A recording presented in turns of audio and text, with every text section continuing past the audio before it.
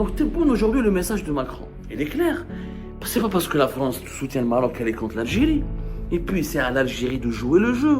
C'est à l'Algérie maintenant d'arrêter de camper sur des positions idéologiques dépassées. Vous voulez que la France arrête de préférer le Maroc à l'Algérie? Ouvrez le marché. Pourquoi nous, on ne fait pas de TGV? Pourquoi on ne fait pas un TGV entre Oran, Alger, Annaba, etc. Comment voulez-vous que les sociétés françaises aillent au Maroc et n'aillent pas en Algérie, alors qu'en Algérie, il y a des blocages, de la corruption, des obstacles bureaucratiques? Ou pourquoi nous, on n'arrive pas à attirer? Pourquoi avec nous, la France ne signe pas des investissements? Ouah, l'usine Renault, ouah, l'usine Peugeot, ouah, les investissements à Total, la pétrochimie. Donc, on ne va pas rester, faire comme Zorro, tout seul dans le monde, à se battre contre tout le monde, pour une cause chimique qui n'est pas juste. Maintenant, c'est l'Algérie, elle a des visées sur ce territoire. Il faut l'assumer. C'est un comme des visées. On veut aller, on veut un accès à l'Atlantique. Il faut y discuter avec le Maroc. Il faut écouter le message d'Emmanuel Macron.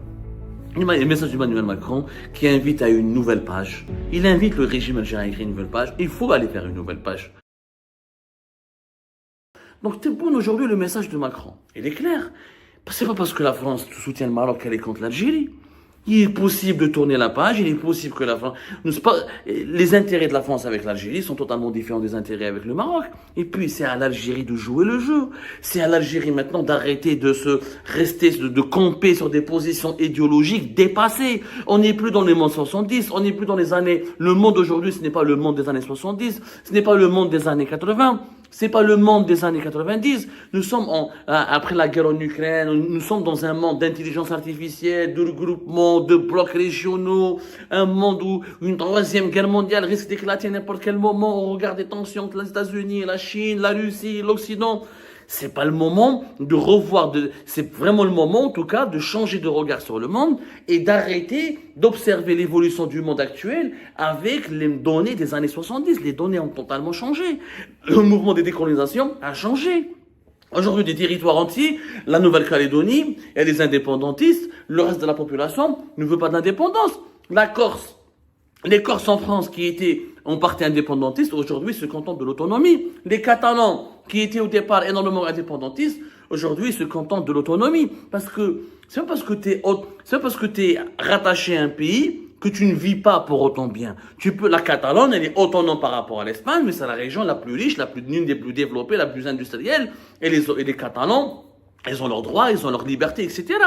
Donc, créer un État de A à Z aujourd'hui, avec les données actuelles, géopolitiques et les tensions qui caractérisent le monde aujourd'hui, ce n'est pas possible. On a vu le sud du Soudan récemment indépendant, il a sombré dans la guerre civile et il est dominé par les puissances environnantes.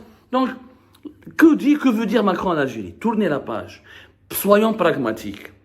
Je ne comprends pas le régime algérien. Vous voulez que la France arrête de préférer le Maroc à l'Algérie? Ouvrez le marché. Pourquoi nous, on ne fait pas de TGV? Pourquoi on ne fait pas un TGV entre Oran, Alger, Annaba, etc. Nous aussi, ramenons Alstom, faisons nos TGV, faisons des pôles d'énergie renouvelable, faisons des villes, investissons sur le high-tech, des pôles technologiques dans le high-tech.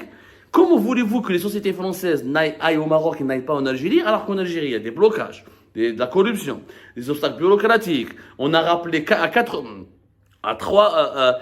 reprises, on a rappelé l'ambassadeur. Aujourd'hui, il n'y a même pas d'ambassadeur depuis le 30 juillet. À cause de quoi? À cause d'un conflit qui, normalement, relève de l'ONU. Il faut que l'Algérie comprenne. Le Sahara occidental, c'est pas un problème de l'Algérie, c'est un problème des Nations Unies. L'Algérie ne va pas se substituer aux Nations Unies. Il y a que le problème là aux Nations Unies. Les Nations Unies se débrouiller, laisse-les se démerder.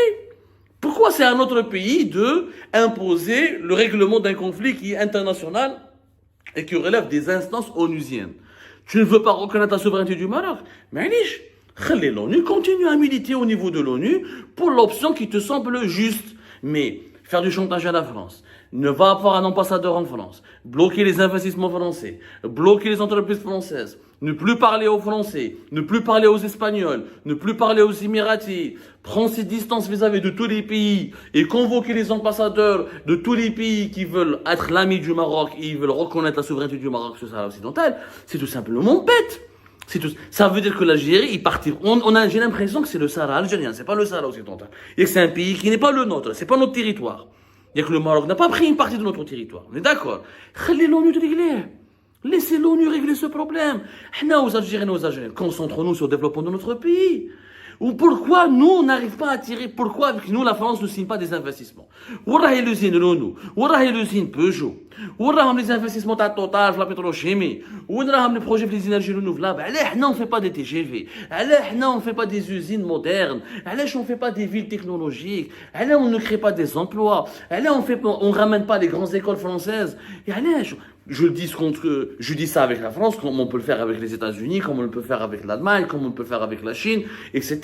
Il faut qu'on arrête maintenant de regarder le monde comme s'il est figé, comme s'il est encore arrêté ou là, aux années 80-70, alors que nous sommes en fin de l'année 2024. Les mutations d'aujourd'hui nous imposent des changements. Et les intérêts de l'Algérie, je suis désolé, moi les intérêts de 47 millions d'habitants sont plus importants pour moi que les intérêts de même pas 400 000 habitants.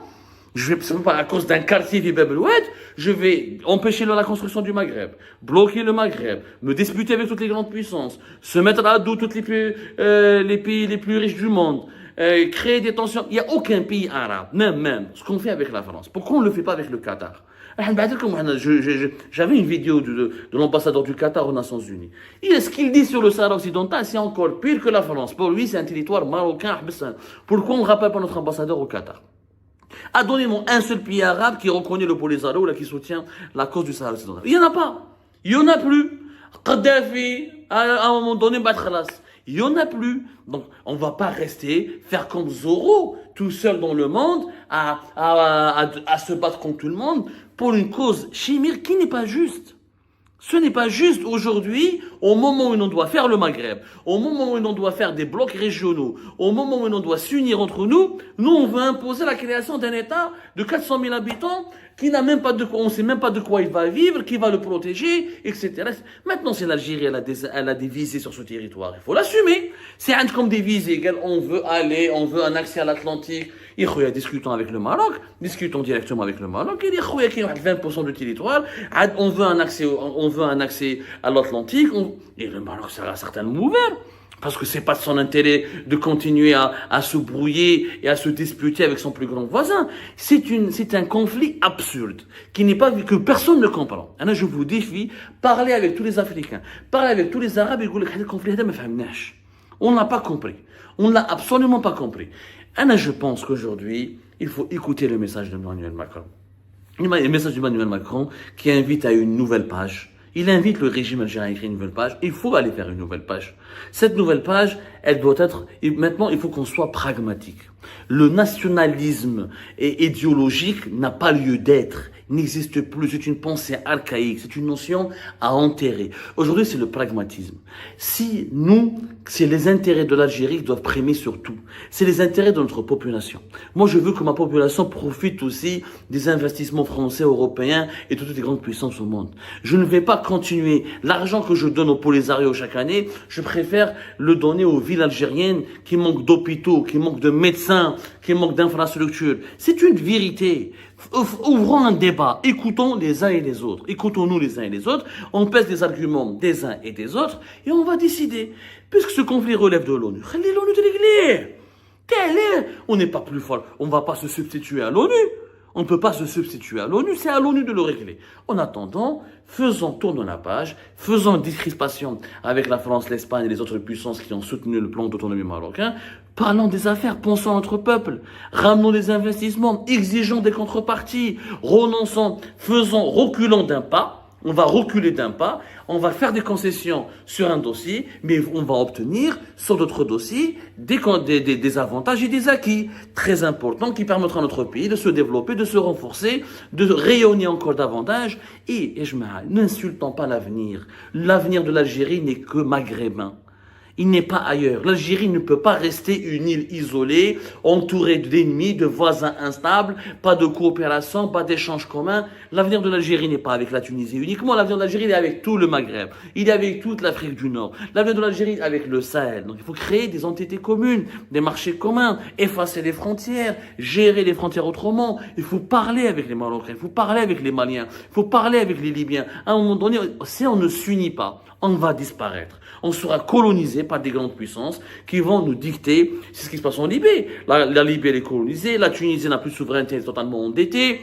Hier, la Mauritanie, elle essaie de s'en sortir, mais sans provoquer personne, elle essaie de rester neutre, mais elle s'en sort très difficilement. L'Algérie et le Maroc doivent, comme la France et l'Espagne, enterrer leurs malentendus, enterrer l'âge de guerre, cesser les hostilités pour créer ce Maghreb qui est le seul avenir pour le Maroc et pour l'Algérie. L'avenir de nos populations, l'avenir de la sécurité régionale, nos souverainetés, la dignité, la sécurité de nos populations, elle dépend de ce bloc régional qui doit exister. Ensemble, nous sommes forts. Divisés, nous sommes une proie facile. Ça, c'est très facile à comprendre. Il faut pas sortir de Saint-Cyr. Macron a adressé un message à Tebboune et à son régime. Comment il sera reçu, interprété, j'ai pas beaucoup d'espoir, parce que Tebboune et les autres dirigeants du régime Tebboune sont totalement aveuglés. Le Quinquennat Bouteflika au pouvoir, ça aurait été totalement différent. Il aurait traité ce dossier de façon beaucoup plus souple, beaucoup plus pragmatique, et en négociant des compromis beaucoup plus faibles. Parce que le monde est en train de changer. Il faut changer avec ce monde.